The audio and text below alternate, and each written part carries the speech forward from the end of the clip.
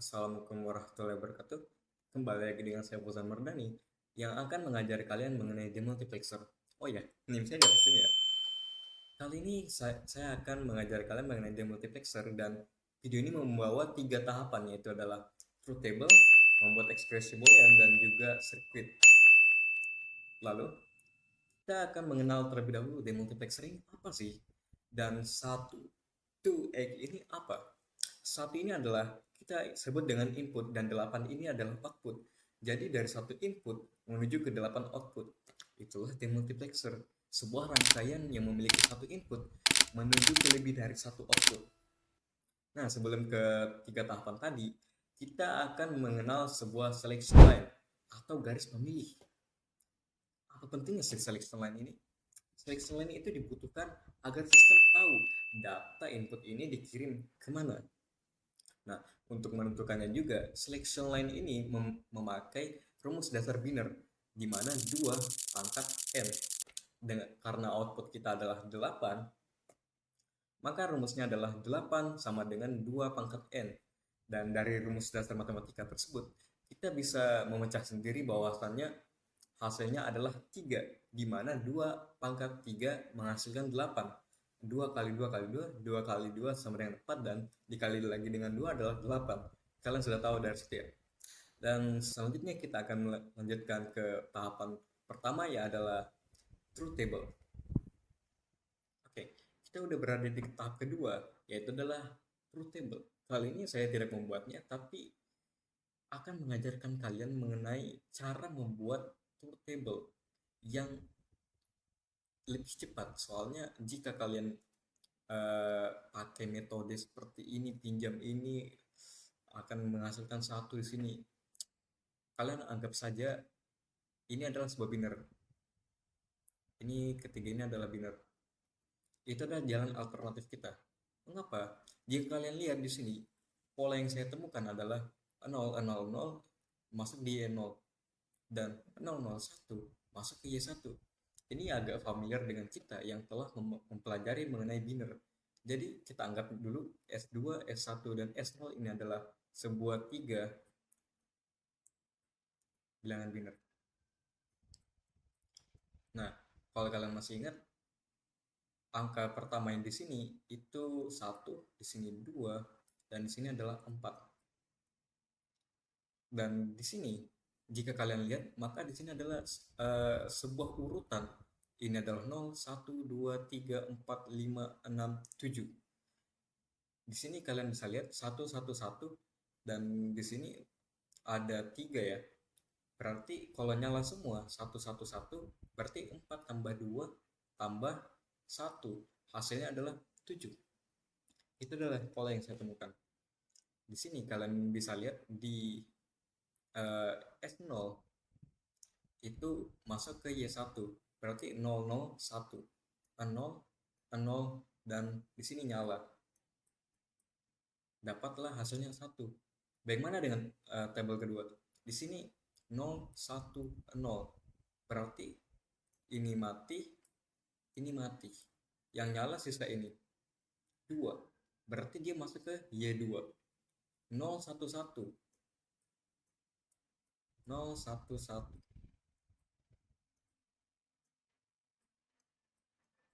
Berarti uh, ini mati, ini nyala, ini nyala. Hasilnya adalah 3. Maafkan saya sekali lagi, gambarnya jelek ya, soalnya saya pakai mouse. By the way. Nah, dari pola tersebut, kalian dengan cepat bisa mengisi dari sini sejajar 0, 1, 2, 3, 4, 5, 6, 7. Di sini juga sama, polanya di sini 1, 2, 3, 4, 5, 6, 7. Ya, seperti itu guys. Gampang kok membuat truth table ini. Dan kalau gitu, setelah kalian mengisi truth table atau paham tentang truth table ini, kita akan pindah ke tahap kedua, yaitu adalah ekspresi boolean. Nah, kali ini kita ada di tahap kedua, yaitu adalah expression boolean atau persamaan. Di sini tahapnya cukup simple, karena kita telah mendapatkan data dari truth table. Jadi tinggal bawa aja ke expression boolean kita. Cara ngisinya gimana? Cara ngisinya cukup simple. Kita melihat saja bagian sini, Y0 di sini datanya S2, S1, dan S0 itu dalam keadaan mati. Dan kalau dia dalam keadaan mati, maka kita akan memakai simbol ini. S dengan simbol itu akan menandakan sebagai mati atau not, S not. Jadi kita tinggal menulis S dan voila. Data pertama telah kita isi. Dan Y1, cara isinya sama juga. Di sini kita bisa lihat S2 dan S1 itu dalam keadaan mati dan S0 itu dalam keadaan nyala. Jadi kita tulis lagi S0, S0, dan S nyala. Dan seperti itu. Semuanya kita lakuin berulang. Dan saya ingin mempersingkat videonya. Dan voila, data kita telah terisi semua dan pastikan yang kalian kerjakan itu sesuai dengan punya saya.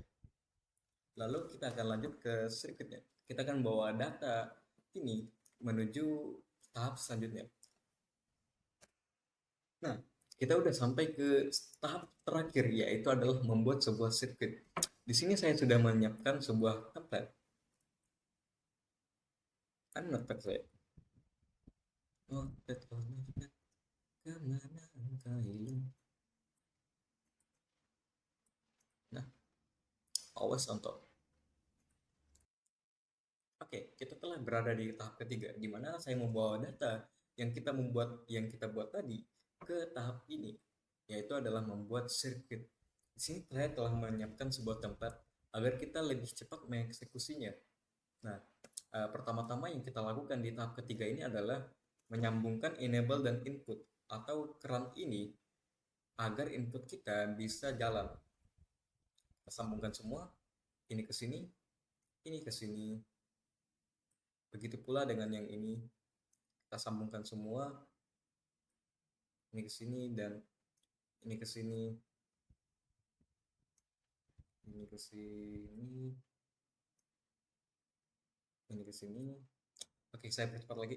Baiklah, di sini kita telah menyalakan semua atau menyambungkan keran dan input kita ke output. Lalu kita akan menyambungkan selection line kita S2, S1, dan S0 memakai data dari tahap kedua. Caranya cukup simpel. Kalian tinggal membaca terlebih dahulu. Terserah kalian ya, mau kerjain dari Y7 dulu atau Y0. Yang penting itu sesuai dengan data yang kita buat tadi. Kalau saya akan mengerjakan dari Y0. Di sini Y0 datanya adalah S0, S0, dan S0. Berarti kita akan memakai garis yang berada di gerbang node ini menuju ke Y0. Langkahnya adalah seperti ini, kita sambungkan ke Y. Dari sini juga pakai gerbang node. Ini juga gerbang node. Ya, aku harap saya tidak salah sambung ya. Saya pastikan lagi. Ya, Y0 sudah selesai. Kita lanjut ke Y1. S0, S0, dan S nyala. Berarti kita pakai ini menuju ke sana.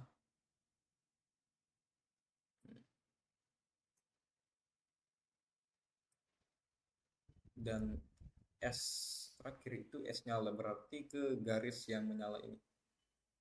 Nah, seperti itu guys. Cukup simple, tapi agak melelahkan jika kalian ingin menyambungkan semua. Di Y2, kalian pakai cara yang sama, S not, S nyala, dan S mati. Ini menuju ke S mati. Ini menuju ke apa tadi? S nyala. Satu nyala di sini tempatnya S0 mati. Nah, seperti itu, dan saya akan lakukan sebuah skip time lagi. Ini setelah berhasil menyambungkan semuanya, dan semoga saya nggak salah nyambungin ya atau salah lihat mungkin. Maafkan saya jika ada kesalahan. Dan sebagai penutup, saya akan menekankan sekali lagi bahwasannya multiplexer adalah sebuah rangkaian di mana ada satu output menyambungkan ke lebih dari satu output. Dan untuk menentukan selection lines-nya, kalian tinggal pakai saja jika dia satu 1 to 8, maka selection lensnya 3, dan jika 1 to 4 kalian pakai selection lensnya adalah 2. Dan sekian dari saya. Wassalamualaikum warahmatullahi wabarakatuh.